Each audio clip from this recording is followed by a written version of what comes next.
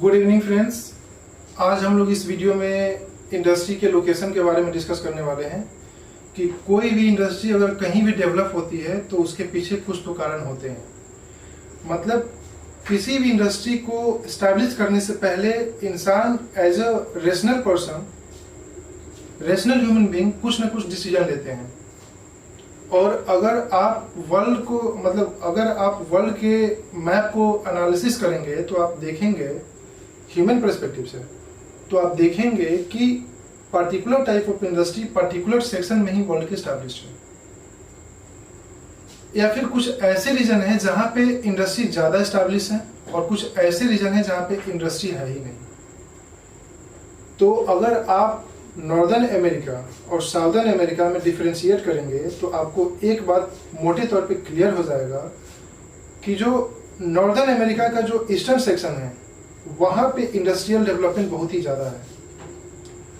वैसे ही अगर आप यूरोप में जाएंगे और यूरोपियन सेक्शन को एनालिसिस करेंगे और उसको माइन्यूट वे में देखेंगे तो आपको एक बात क्लियर हो जाएगा कि जो वहां पे इंडस्ट्रियल डेवलपमेंट है वो सबसे ज़्यादा यूरोप के वेस्टर्न सेक्शन में डेवलप है।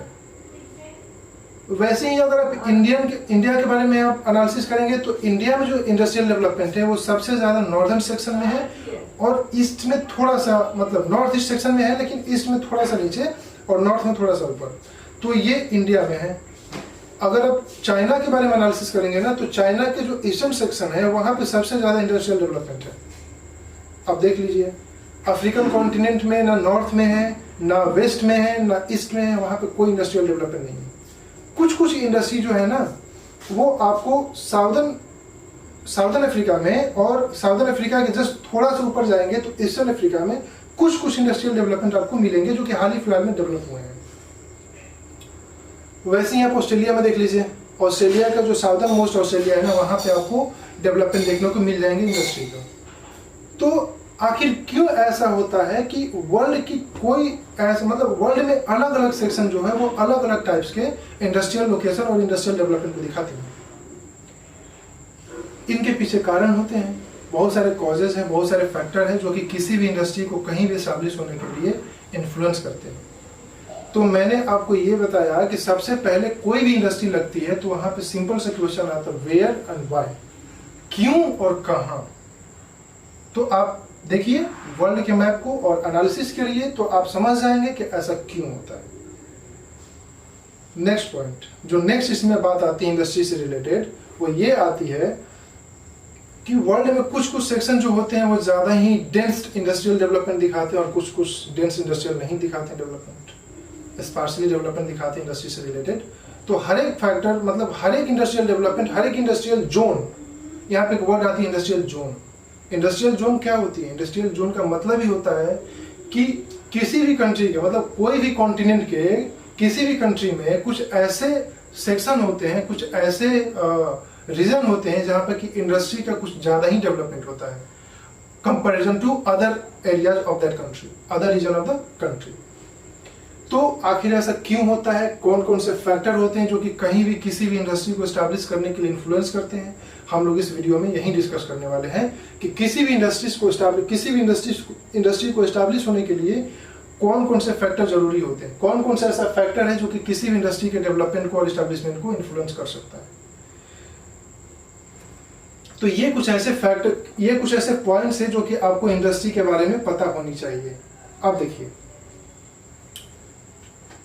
इंडस्ट्री से रिलेटेड और इंडस्ट्री के लोकेशन से रिलेटेड कुछ ऐसे प्रॉब्लम होती है ना जो कि यहाँ पे समझना होता है। कोई भी ऐसा इंसान या फिर कोई भी ऐसी कंट्री जो इंडस्ट्री एस्टैब्लिश करती है या फिर जहाँ पे इंडस्ट्रियलाइजेशन देखा जाता है उनके पास कुछ ना कुछ प्रॉब्लम्स होती हैं। ऐसा तो है नहीं कि इंडिया में डेवलपमेंट अगर नॉर्दर्न सेक्शन इंडस्ट्री का ज़्यादा है तो इसका मतलब ये हुआ कि किसी ने रैंडमली सोच लिया कि मुझे नॉर्दर्न हेमिस्फीयर या फिर मुझे नॉर्थ साइड में इंडिया के कुछ इंडस्ट्री लगानी है और मैंने वहाँ पर एस्टैब्लिश कर दूँगा। ऐसा तो है नहीं। मुझे अगर शुगर की इंडस्ट्री लगानी है तो शुगर की इंडस्ट्री लगाने के लिए मैं क्या करूंगा? मैं वैसे जगह पर इंडस्ट्री जाकर लगाऊंगा जहाँ पे शुगर का प्रोडक्शन ही नहीं होता। ऐसा हो सकता है? बिल्कुल नहीं हो सकता है। तो इंसान रेशनल होता है, कोई भी डिसीजन लेता है तो उसके पहले 1000 बार लाखों बार सोचता है। नहीं सोचता है अलग बात है, लेकिन सोचता है। तो इंडस्ट्री लगाने के लिए वो सोचेगा। तो यहाँ पे आपको दो सेक्शन हो जाते हैं, दो इंपॉर्टेंट बात हो जाती है जो कि यहाँ पे आपको समझना है, ध्यान से सुनिएगा।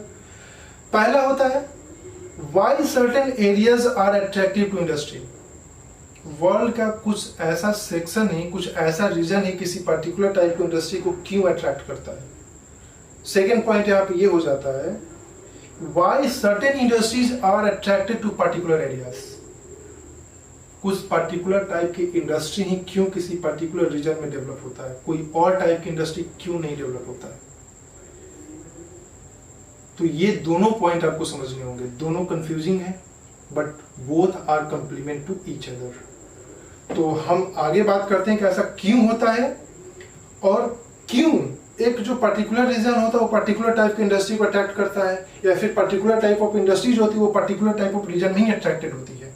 तो ये कुछ पॉइंट्स हैं जो कि आपको पता होना चाहिए। तो चलिए बात करते हैं कि कौन कौन सा ऐसा फैक्टर हो सकता है आपके अकॉर्डिंग जो कि किसी भी इंडस्ट्री के डेवलपमेंट को इन्फ्लुएंस कर सकता है किसी भी कॉन्टिनेंट में। हम अभी वर्ल्ड के पर्सपेक्टिव से बात कर रहे हैं, अभी हम इंडिया के पर्सपेक्टिव से बात नहीं कर रहे हैं, लेकिन आप इन सारे फैक्टर को इंडिया के पर्सपेक्टिव से भी मतलब अप्लाई और इंप्लीमेंट कर सकते हैं। तो देखिए, कोई भी इंडस्ट्री लगाने से पहले दो वहां पे जो फैक्टर होते हैं ना, वो आपके लिए बहुत इंपॉर्टेंट हो जाते हैं, जो कि आपके मेंटल एबिलिटी को, जो कि आपको ये सोचने पे मजबूर करता है कि हम कहां पर अपनी इंडस्ट्री लगाएं, वो आपके सोचने के पावर को इन्फ्लुएंस कर सकता है। वो पहला होता है ज्योग्राफिकल फैक्टर्स और दूसरा जो होता है वो होता है नॉन ज्योग्राफिकल फैक्टर्स।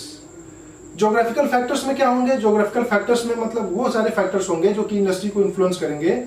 वो होता है रिलीफ, किसी भी कंट्री के रिलीफ, वहां की क्लाइमेट, देन वहां की जो रॉ मटेरियल्स है वो, ये सब, वहां का नेचर, ये सब आपको इन्फ्लुएंस कर सकती है इंडस्ट्री लगाने के लिए। अब तो ऐसा तो है नहीं ना कि माउंटेन पर आप जाके इंडस्ट्री लगाएंगे, या फिर कोई ऐसी कंट्री है जहाँ पे मोस्ट ऑफ द जो कंट्री के जो फिजिकल पार्ट्स हो माउंटेनियस है, तो वहां पर आप इंडस्ट्री लगाएंगे। हो सकता है कि कुछ कुछ हाई लैटिट्यूड पे इंडस्ट्री डेवलप हुए हों, लेकिन हमेशा हाई लैटिट्यूड को अवॉइड किया जाता है इंडस्ट्री के पर्सपेक्टिव से। देन आपके पास में आते हैं non geographical factors. Non geographical factors का मतलब ये होता है कि स्टेट का क्या रोल होता है किसी भी कंट्री में इंडस्ट्री लगाने के पर्सपेक्टिव से, क्योंकि ये तो ज्योग्राफी से रिलेटेड है नहीं ना, यहाँ पे स्टेट का इंटरवेंशन हो जाता है। जैसे कि आप ये देख लीजिए, अगर आप प्लांट इकोनॉमी की बात करें तो प्लांट इकोनॉमी में ना सबसे ज्यादा जो कंट्रोल होता है वो स्टेट का होता है इंडस्ट्री के इम्प्लीमेंटेशन में, इंडस्ट्री के एस्टैब्लिशमेंट पे। तो प्लांट इकोनॉमी में स्टेट का रोल ज्यादा हो जाता है, वो इन्फ्लुएंस करता है। साथ ही साथ में जो और नॉन जो ज्योग्राफिकल फैक्टर्स में आते हैं वो आते हैं कि किस प्रकार के वहाँ पे गवर्नमेंट की एक्टिविटी होती है, वहाँ के मैनेजमेंट कैसा है, ह्यूमन फैक्टर्स कैसे हैं, ये सारे नॉन ज्योग्राफिकल फैक्टर्स में आपके आ जाएंगे। तो बोलने का मतलब ये है कि अगर मुझे क्या लगाना, अगर मुझे पेपर इंडस्ट्री एस्टैब्लिश करना है तो पेपर इंडस्ट्री के लिए मुझे वाटर चाहिए। अगर वाटर की सही से एस्टैब्लिशमेंट, वाटर की अगर सही से वहां पे अवेलेबिलिटी नहीं होगी तो मैं वहां पे पेपर इंडस्ट्री नहीं लगा सकता हूं। अगर कहीं पर न्यूक्लियर पावर प्लांट लग रहा है तो न्यूक्लियर पावर प्लांट के लिए ह्यूज अमाउंट में वाटर चाहिए। अगर वहां पे ह्यूज अमाउंट में वाटर नहीं है तो वहां पर न्यूक्लियर पावर प्लांट एस्टैब्लिश नहीं हो सकता। तो कुछ ऐसे फैक्टर हैं जो कि ज्योग्राफिकल हैं और कुछ ऐसे फैक्टर्स हैं जो कि नॉन ज्योग्राफिकल हैं, जो कि आपको ये सब पता होना चाहिए। देन आपके पास में जो नेक्स्ट पॉइंट आ जाती हैं जो कि आपको यहाँ पर समझना होगा, वो नेक्स्ट पॉइंट होती हैं क्या? वाटर की सप्लाईज। कोई भी इंडस्ट्री लगाने के लिए आपको जो नेक्स्ट रिक्वायरमेंट होती है, जो सबसे ज्यादा रिक्वायरमेंट होती है कुछ कुछ इंडस्ट्री में, या कुछ कुछ इंडस्ट्री में तो रिक्वायरमेंट होती है, वो होती है वाटर की सप्लाई। अगर वहां पे वाटर सप्लाई नहीं है, जैसे मान लीजिए कि मुझे क्या करना है, मुझे स्टीम रेज करना है, मुझे कूलिंग करना है, तो स्टीम करने के लिए, कूल करने के लिए, प्रोसेस करने के लिए मुझे इंडस्ट्री में वाटर की अवेलेबिलिटी चाहिए होती है, और उस रीजन में वाटर अवेलेबल नहीं है, तो फिर मैं वहां पे इंडस्ट्री नहीं लगा पाऊंगा। हर एक इंडस्ट्री में वाटर की अवेलेबिलिटी चाहिए होती है। देन जो नेक्स्ट फैक्टर हो जाती है किसी भी इंडस्ट्री को किसी पर्टिकुलर रीजन में एस्टैब्लिश करने के लिए, वो हो जाती है वहां की लेबर का cost. Cost of labour is very important for the establishment of any industry. अगर वहां पे लेबर कॉस्ट ज्यादा है तो मैं हमेशा वहां पे बचना चाहूंगा इंडस्ट्री लगाने से। और अगर मुझे जहां पे चीप लेबर मिल जाएंगे, मैं वहीं पे एस्टैब्लिश करूंगा अपनी इंडस्ट्री को, और चाहूंगा कि मेरी इंडस्ट्री वहीं पे एस्टैब्लिश हो। तो ये वहां पे सेक्शन इंपॉर्टेंट हो जाता है। देन जो यहाँ पे और जो नेक्स्ट पॉइंट इंपॉर्टेंट हो जाती है वो होती है अवेलेबिलिटी ऑफ लेबर। अब जहाँ पे लेबर की अवेलेबिलिटी ही नहीं होगी, अगर मैं लगा रहा हूँ आईटी सेक्टर वाली इंडस्ट्री कोई और मुझे वहाँ पे स्किल्ड लेबर चाहिए और वहाँ पे स्किल्ड लेबर नहीं अवेलेबल है, तो मैं वहाँ पे इंडस्ट्री क्यों लगाऊंगा? मैं हमेशा स्किल्ड इंडस्ट्री को वहीं पे लगाना चाहूंगा जहाँ पे मुझे स्किल्ड लेबर मिलेंगे, जहाँ पे स्किल्ड लेबर की अवेलेबिलिटी इजिली मिल जाए, मैं वहीं पे लगाना चाहूंगा। तो यहाँ पे जो नेक्स्ट पॉइंट हो जाती है वो होती है लेबर की अवेलेबिलिटी, ये जो कि इंडस्ट्री को बहुत ही ज्यादा इन्फ्लुएंस करती है कहीं भी लगाने के लिए। देन जो आपके पास में नेक्स्ट पॉइंट हो जाती है वो होती है डिस्टेंस। बिल्कुल डिस्टेंस मैटर करता है, क्योंकि अगर आप इंडस्ट्री लगा रहे हैं और हाई डिस्टेंस पे आप इंडस्ट्री लगा रहे हैं, मार्केट आपसे बहुत दूर है, तो फिर आप वहाँ पे इंडस्ट्री लगाने से बचेंगे। मतलब ये है कि किसी भी इंडस्ट्री को लगाने से पहले आप ये देखेंगे ना कि जो भी मेरा प्रोसेस गुड्स होगा उसको मुझे दूसरी जगह भेजने के लिए, मार्केट में भेजने के लिए कितनी डिस्टेंस कवर करनी पड़ेगी। अगर वहां से हाई डिस्टेंस कवर करना पड़ेगा तो ट्रांसफर कॉस्ट मेरा ज्यादा हो जाएगा, मतलब उस पर इंश्योरेंस कवरेज ज्यादा हो जाएंगी, साथ ही साथ में उसका डैमेज भी ज्यादा हो जाएगा। अगर मेरे पास में क्लरिकल पोस्ट उनको पैसे देने के लिए ज्यादा हो जाएंगे, जैसे जैसे डिस्टेंस बढ़ेगा वैसे वैसे मेरे ट्रांसपोर्टेशन कॉस्ट बढ़ते जाएंगे। तो ये सारी चीज होती है ना, अगर उसको आप ऐड कर दें तो वो मेरा ट्रांसफर कॉस्ट होता है। और किसी भी प्रोडक्शन पे अगर ट्रांसफर कॉस्ट ज्यादा हो जाएगा तो फिर वो मेरे लिए फायदेमंद नहीं होगा। मैं चाहूंगा कि मेरा ट्रांसफर कॉस्ट कम हो और मुझे कम से कम डिस्टेंस ट्रैवल करना पड़े। तो हमेशा जो डिस्टेंस होता है ना मार्केट से, वो आपको इन्फ्लुएंस करेगा। मतलब कि कोई भी अगर इंडस्ट्री लगा रहा है तो सबसे पहले वो ये देखेगा कि वहां से मार्केट की डिस्टेंस कितनी है, उसको कितने दूर तक मार्केट, मतलब उसको कितनी देर तक ट्रैवल करना पड़ेगा मार्केट में अपनी प्रोडक्ट को पहुंचाने के लिए, फाइनल प्रोडक्ट को पहुंचाने के लिए। तो यहाँ पे जो फाइनल प्रोडक्ट के लिए जो मार्केट यहाँ पे एस्टेब्लिशमेंट की बात हो जाती है और डिस्टेंस की बात हो जाती है, ट्रांसफर कॉस्ट की बात हो जाती है। अगर इनको सबको हम कंसीडर करें तो हमेशा कोई इंसान चाहेगा कि जो उसकी इंडस्ट्री हो वो मार्केट के नजदीक हो। लेकिन हाँ, यहाँ पर डिफरेंट टाइप्स की इंडस्ट्री की अलग अलग रिक्वायरमेंट हो सकती है, हम उसको बाद में डिस्कस करेंगे जब हम इंडस्ट्रियल लोकेशन थ्योरी डिस्कस करेंगे। उसमें आपको मैं ये बताने की कोशिश करूंगा कि जो डिफरेंट टाइप की इंडस्ट्रीज होती हैं उनकी अलग अलग रिक्वायरमेंट होती है। जरूरी नहीं है कि कोई इंडस्ट्री मार्केट के समीप ही हो, मार्केट के पास में भी हो भी सकता है थोड़ा मार्केट से दूर हो सकता है कि रॉ मटेरियल के साइड में ज्यादा हो नजदीक और मार्केट से थोड़ा दूर हो। तो कुल मिला के एक ऑप्टिमम लोकेशन चूज करता है कोई इंसान जहां पे इंडस्ट्रीज को लगाना होता है। देन जो नेक्स्ट फैक्टर आ जाता है वो आता है आपका एनर्जी की अवेलेबिलिटी। मतलब अगर एनर्जी सोर्स वहां पे नहीं है, इलेक्ट्रिसिटी की व्यवस्था नहीं है, तो फिर दिक्कत हो जाएगा। मतलब मिनरल्स एनर्जी हो जाती है यहाँ पे, यहाँ पे हम मिनरल्स एनर्जी की बात कर रहे हैं। अगर वहां पे मिनरल्स एनर्जी नहीं है तो फिर हम सोचेंगे कि वहां पे मैं आयरन एंड स्टील की इंडस्ट्री नहीं लगाऊंगा, क्योंकि आयरन एंड स्टील को स्मेल्ट करने के लिए मुझे कोल चाहिए होता है। अगर कोल की अवेलेबिलिटी नहीं होगी ना तो मैं आयरन एंड स्टील की इंडस्ट्री उस सेक्टर में लगाने के लिए नहीं सोचूंगा जहां पे कोल अवेलेबल नहीं है। कुल मिला के हमारे मिनरल्स यानी कि एनर्जी रिसोर्स भी बहुत मायने रखता है किसी भी इंडस्ट्री को लगाने के लिए। देखिए, मैं अभी केवल इतना बता रहा हूं कि ओवरऑल किसी इंडस्ट्री को लगाने के लिए कौन कौन से फैक्टर इंपॉर्टेंट होते हैं। मैं आपको यहाँ पे आयरन एंड स्टील की अलग से बात नहीं कर रहा हूँ, मैं यहाँ पे आपको फुटलूज इंडस्ट्री की अलग से बात नहीं कर रहा हूँ, मैं यहाँ पे आपको पेपर इंडस्ट्री के लिए अलग से बात नहीं कर रहा हूँ, शुगर इंडस्ट्री के लिए अलग से बात नहीं कर रहा हूँ। मैं ओवरऑल किसी भी इंडस्ट्री को लगाने के लिए जो फैक्टर जरूरी होते हैं उससे बात कर रहा हूँ।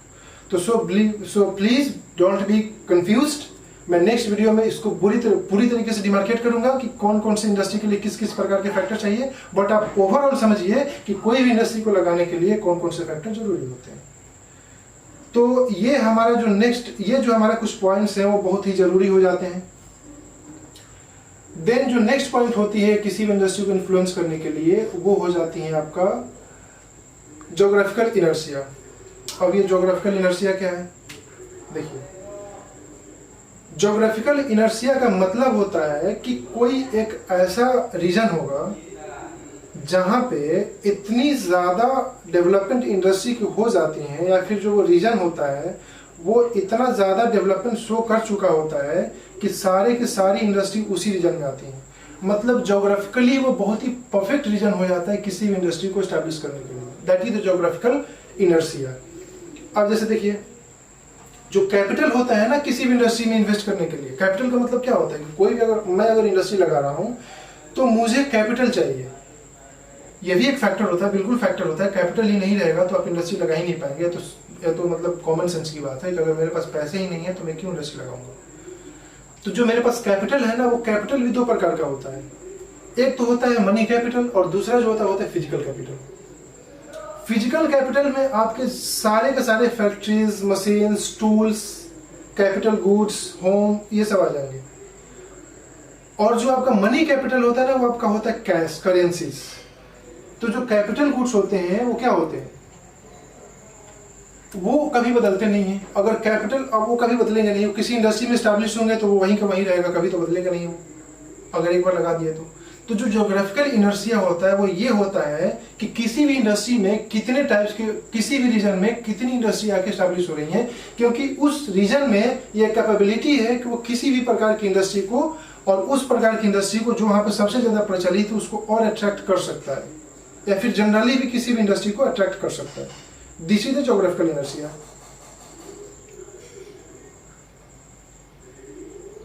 देन जो आपके पास में नेक्स्ट इंपॉर्टेंट फैक्टर हो जाता है वो होता है मैनेजमेंट। मैनेजमेंट बहुत इंपॉर्टेंट हो जाता है आपके ज्योग्राफिकल फैक्टर के लिए, सॉरी आपको नॉन ज्योग्राफिकल फैक्टर के पर्सपेक्टिव से किसी भी इंडस्ट्री को लगाने के लिए। देखिए, रिलीफ अपने जगह पे है, क्लाइमेट अपने जगह पे है, नेचर अपने जगह पे है, कैपिटल अपनी जगह पे है, लेकिन इन सब के बारे में जो रेशनल डिसीजन लेता है वो कौन लेता है? इन सब के बारे में जो रेशनल डिसीजन लेता है वो ह्यूमन बीइंग ही होता है। एक आपके तरह और मेरे तरह कोई एक इंसान ही होता है जो ये सोचता है कि मुझे कहाँ पे कौन सी इंडस्ट्री लगानी है और किस प्रकार से मुझे इंडस्ट्री लगने के बाद में उसमें जो मौजूद ह्यूमन रिसोर्स होंगे उसको कैसे मैनेज करना है। तो आखिर जो डिसीजन लेता है ना वो इंसान ही होता है। इसीलिए हमेशा किसी भी इंडस्ट्री को किसी पर्टिकुलर सेक्शन में या फिर पर्टिकुलर रीजन में एस्टैब्लिश करने के पीछे एक इंसान की बहुत बड़ी भूमिका होती है, and management is one of them. उनमें से एक मैनेजमेंट होता है, क्योंकि मैनेजमेंट अल्टीमेटली इंसान ही करता है। अगर मैं सोच रहा हूँ कि आयरन स्टील इंडस्ट्री में लगाऊंगा नॉर्दर्न सेक्टर में इंडिया के, तो वहां पे इसका मतलब हुआ ना कि मैं वहां पे इसलिए लगाना चाह रहा हूँ क्योंकि वहां पे कुछ सेक्शन ऐसे मौजूद है जो मेरे लिए बेनिफिशियल होंगे। That is the meaning.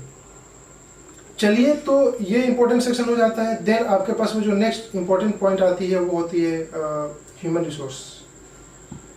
अगर आपके पास में ह्यूमन रिसोर्स नहीं है तो फिर आप इंडस्ट्री लगाने के बारे में सोच ही नहीं सकते हैं। मतलब यहाँ मेरा बोलने का ये है कि कार्ल मार्क्स को तो आप पढ़े ही होंगे। कार्ल मार्क्स ने बोला था कि बुजुर्गवाजी क्लास एंड प्रोलेटरिएट क्लास, ये दो क्लास होती हैं, और पूरी की पूरी जो क्लास कन्फ्लिक्ट उन्होंने दिखाया है वो पूरी की पूरी क्लास कन्फ्लिक्ट एक्चुअली इंडस्ट्री के ऑनर और वहां के लेबर के बीच में ही था। तो मेरे बोलने का बस इतना मतलब है कि कोई भी इंडस्ट्री लगाने में ह्यूमन रिसोर्स बहुत बड़ी भूमिका निभाती है। इवन विदाउट ह्यूमन रिसोर्स आप कोई इंडस्ट्री लगा ही नहीं सकते हैं। कितने भी आप उसको मैकेनाइज कर लीजिए, लेकिन कुछ ना कुछ ह्यूमन रिसोर्स की जरूरत पड़ ही जाएगी। तो इसीलिए किसी भी इंडस्ट्री को लगाने के लिए ह्यूमन रिसोर्स जो होते हैं वो बहुत बड़ा भूमिका निभाते हैं। That is the meaning. इसलिए मैं यहाँ पे बोल रहा था कि ह्यूमन रिसोर्स बहुत ही जरूरी होती है किसी भी इंडस्ट्री के लिए। देन जो नेक्स्ट फैक्टर आ जाते हैं किसी भी इंडस्ट्री को लगाने के लिए वो होता है इन्वायरमेंट। इन्वायरमेंट अपने आप में एक बहुत बड़ी फैक्टर होती है इंडस्ट्री को लगाने के लिए। कैसे होती है मैं आपको यहाँ पे समझा रहा हूँ। देखिए, warmer states have a comparative cost advantage over the colder states. मतलब ये हुआ कि कोल्डर स्टेट से ज्यादा वार्मर स्टेट्स में आपको इंडस्ट्री के डेवलपमेंट देखने को मिल जाएंगे, क्योंकि कोल्डर स्टेट में क्या होता है कि सबसे ज्यादा जो एनर्जी खर्च होती है ना वो वहां पे हीटिंग के लिए खर्च होती है। तो ये भी एक फैक्टर है। जैसे कि आप देखेंगे, अगर यूएसए में इंडस्ट्रियल डेवलपमेंट को आप एनालिसिस करेंगे तो देखेंगे कि वहां पे ये देखेंगे कि वहां पे एक स्टडी में पाया गया कि जो 25% फर्म है ना, यानी कि अमेरिका की जो 25% फर्म है, कंपनी है, उन्होंने कोलोराडो एंड ऊटा को चुना था इंडस्ट्री को एस्टैब्लिश करने के लिए। पता है क्यों? क्योंकि कोलोराडो एंड ऊटा जो था वहां पे एक बहुत बड़ा फैक्टर एस्टैब्लिश कर रहा था और वो था समर, वहां पे इन्वायरमेंट। उनकी जो क्लाइमेट थी वो अदर क्लाइमेट के पर्सपेक्टिव से थोड़ा ज़्यादा गर्म था। मतलब ये हुआ कि उनको अपने लेबर को या फिर अपने प्रोडक्ट को या फिर अपने क्लाइमेट को या फिर अपनी इंडस्ट्री को ज़्यादा से ज़्यादा एनर्जी नहीं प्रोवाइड करना पड़ रहा था किसी भी कोल्ड को हॉट में कन्वर्ट करने के लिए। मतलब वहाँ पे हीटिंग के लिए ज़्यादा एनर्जी खर्च नहीं हो रहा था। एक ये रिसर्च वहाँ पे पाया गया। तो ये आपके पास में एक फैक्टर हो जाता है कि कोल्डर रीजन से ज़्यादा वार्मर रीजन में इंडस्ट्री एस्टैब्लिश करने की ज़्यादा टेंडेंसी देखी जाती है। मैं ये बताना चाह रहा था। देन जो यहाँ पर नेक्स्ट इंपॉर्टेंट पॉइंट हो जाता है वो होता है गवर्नमेंट का इंटरवेंशन, जो मैंने पहले ही बताया था, जो ये नॉन ज्योग्राफिकल है। क्यों नॉन ज्योग्राफिकल है और क्यों गवर्नमेंट का इंटरवेंशन इंपॉर्टेंट हो जाता है? 1991 से पहले यूएसएसआर में प्लांट इकोनॉमी थी। तो प्लांट इकोनॉमी में होता क्या है ना कि पूरी की पूरी जो वहाँ पे इकोनॉमी होती है, जो इंडस्ट्री होती है, वो मोस्टली गवर्नमेंट के अंडर में होती है। और गवर्नमेंट जो होती है ना वहाँ पे इंडस्ट्रियल एस्टेब्लिशमेंट को ज़्यादा इन्फ्लुएंस करती है। वो जैसे चाहे वैसे वहाँ पे इंडस्ट्री को एस्टेब्लिश कर सकती है। मतलब वहाँ पे मार्केट में ज़्यादा से ज़्यादा गवर्नमेंट का इंटरवेंशन होता है। तो समझिए, अगर जहाँ पे ज़्यादा गवर्नमेंट का इंटरवेंशन होगा तो वहाँ पे कहीं ना कहीं इंडस्ट्री तो हो ही जाएगी ना इन्फ्लुएंस। अब इंडिया में ही देख लीजिए, इंडिया में नोएडा को क्यों इतना प्रमोट किया जा रहा है? क्योंकि सरकार चाह रहा है, गवर्नमेंट चाह रहा है। वहाँ पे आपको छूट मिलती है टैक्स में, वहाँ पे इनिशियल पीरियड में जो आपको प्रॉफिट होती है उस पर भी आपको छूट मिलती है, वहाँ पे इजीली लैंड अवेलेबल हो जाती है, वहाँ पे कोई भी ज़्यादा आपको क्या बोलते हैं ये पेपर वर्क नहीं करना पड़ता है कि इधर जाओ उधर जाओ, आप इजीली वहाँ पे इंडस्ट्री लगा सकते हैं। तो ये किनका रोल है? गवर्नमेंट ने ऐसा बनाया है ना कि आप वहाँ पे जाइए, इंडस्ट्री एस्टेब्लिश करिए, आपको ईजी होगा। That is known as special economic zones. तो ऐसे ऐसे हमारे इंडिया में जोन्स हैं जो कि गवर्नमेंट के इंटरवेंशन द्वारा बनाए गए हैं। तो ये क्या दिखाता है कि गवर्नमेंट चाह रहा है कि कोई पर्टिकुलर टाइप ऑफ इंडस्ट्री या फिर इंडस्ट्रियल जोन है वो कहीं पे डेवलप हो। तो यहाँ पे गवर्नमेंट का इंटरवेंशन बहुत ही बड़ा भूमिका निभाता है किसी भी टाइप की इंडस्ट्री को एस्टैब्लिश करने के लिए। तो हमने यहाँ पे फैक्टर्स के बारे में पढ़ा कि कौन कौन से फैक्टर्स होते हैं जो कि किसी भी इंडस्ट्री के एस्टैब्लिशमेंट के लिए इंपॉर्टेंट होते हैं। चलिए अब हम बात करते हैं वर्ल्ड के इंपॉर्टेंट रीजन्स के बारे में जहाँ पे कि पर्टिकुलर टाइप की इंडस्ट्री डेवलप होती है, मतलब वर्ल्ड डिस्ट्रीब्यूशन ऑफ इंडस्ट्री। तो देखिए यहाँ पर हम बात कर रहे हैं आपको 5 मेन सेंटर्स, मतलब 5 main centres of industrial development in the world. तो जैसे कि मैंने पिछले कुछ मिनट्स में मैंने आपको मैप के जरिए बताने की कोशिश किया था कि कौन कौन से रीजन वर्ल्ड में हैं जो कि ज़्यादा इंडस्ट्रियल डेवलपमेंट दिखाए हैं, वहाँ पे पर्टिकुलर टाइप की इंडस्ट्री डेवलप हुई है। तो हम यहाँ पे बताने वाले हैं कि जो 5 मेन सेंटर्स इंडस्ट्रियल डेवलपमेंट का वो कहाँ कहाँ और कौन कौन सी कॉन्टिनेंट में पाए जाते हैं, ठीक है, और कौन कौन से सेक्शन में पाए जाते हैं उस कॉन्टिनेंट के। तो जो पहला जो वर्ल्ड का इंडस्ट्रियल डेवलपमेंट है उसमें से आता है नॉर्थ ईस्टर्न यूएसए। जो मैंने बताया था यूएसए के नॉर्थ में और ईस्टर्न सेक्शन में देखेंगे तो ज़्यादा इंडस्ट्रियल डेवलपमेंट आपको दिखाई देगा। जो सेकंड आता है इंडस्ट्रियल डेवलपमेंट वर्ल्ड में रीजन वो होता है western USSR, United socialist Soviet Republic.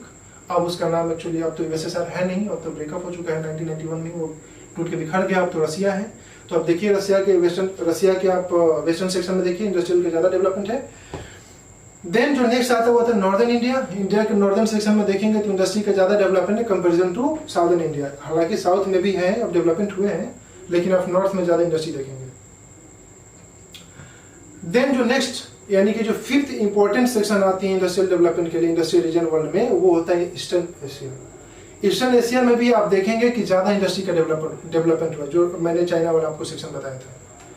तो ये 5 वर्ल्ड की फेमस इंडस्ट्रियल रीजन्स हैं और ये सारे फैक्टर्स जो अभी मैंने डिस्कस किया वो किसी भी इंडस्ट्री को प्रमोट करने के लिए इंपॉर्टेंट है। अब देखिए जहां भी ये सारे फैक्टर इजीली मिल जाएंगे और अवेलेबल होंगे, वो जो इंडस्ट्री बेल्ट है वो एक जोन में कन्वर्ट हो जाएगा और उसी को हम यहाँ पे कंसीडर कर रहे हैं। और ऐसे ऐसे इंडस्ट्रियल जोन वर्ल्ड में 5 पाए जाते हैं जहाँ पे कि सारे फैक्टर कहीं ना कहीं कन्वर्ज करते हैं और वहां पे पाए जाते हैं और वहां पे इंडस्ट्री लगती है।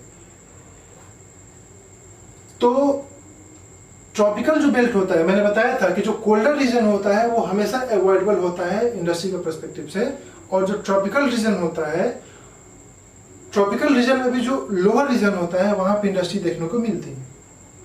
नॉट इन ट्रॉपिक में क्या होता है, tropical belt is characterised by an almost total absence of industry. Tropical belt में नहीं होता है, लेकिन हमेशा ट्रॉपिक से नीचे पाए जाएंगे और थोड़ा सा कोल्डर से वार्मर कंडीशन में पाए जाएंगे ज़्यादा इंडस्ट्री का डेवलपमेंट। तो ये कुछ फैक्टर्स थे और वर्ल्ड के इंडस्ट्रियल जोन्स थे, उनके क्या कहाँ कहाँ को कौन कौन सी फैक्टर इन्फ्लुएंस करते हैं उनके एस्टेब्लिशमेंट के लिए, किस प्रकार की वहाँ पे इंडस्ट्री पाई जाती है, ये अगला वीडियो में चर्चा करेंगे। लेकिन ये है हमारा इंडस्ट्री को एस्टैब्लिश करने के लिए फैक्टर्स, और ये था हमारा world distribution of industry. Thank you so much.